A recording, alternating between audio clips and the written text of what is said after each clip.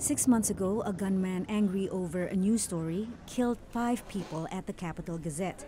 But for the newspaper's editor, the work continues. What we do is vital to this country, vital to our way of life. The staff of this Annapolis, Maryland newspaper is among Time magazine's Persons of the Year 2018, honoring journalists killed or imprisoned for their work. The death of my friends changes all of our lives. People, I think, are more aware of the value of what we do. It seems like a pretty high price to pay for that. And the price is getting higher. For the first time, the United States made the Reporters Without Borders list of deadliest countries for journalists. Fake news and the Russian witch hunt. We got a whole big combination. In October, a Trump supporter sent pipe bombs to CNN and high-profile political opponents of the president.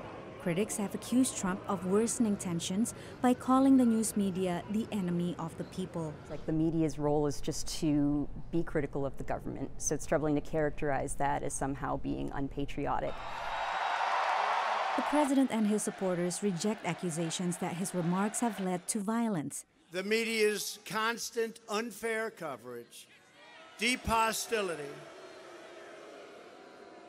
and negative attacks, you know that, only serve to drive people apart. CNN should be ashamed of itself. Trump has singled out CNN in particular, suspending their reporters' press credentials after a heated exchange. That's enough. Put down the mic. Mr. President, are you worried about indictments coming down in this investigation? CNN sued, and the administration restored Jim Acosta's credentials.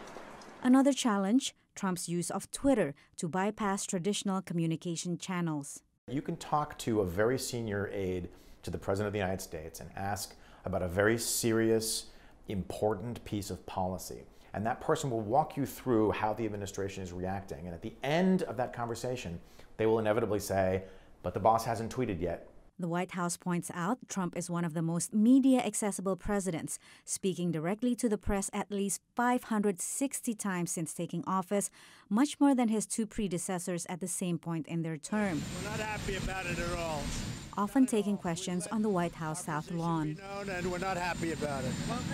President Trump seems to prefer these impromptu events rather than having his spokesperson brief the press, as previous administrations have done on an almost daily basis. In the past few months of 2018, the White House is down to about 1 press briefing per month. Patsy Widakuswara, VOA News at the White House.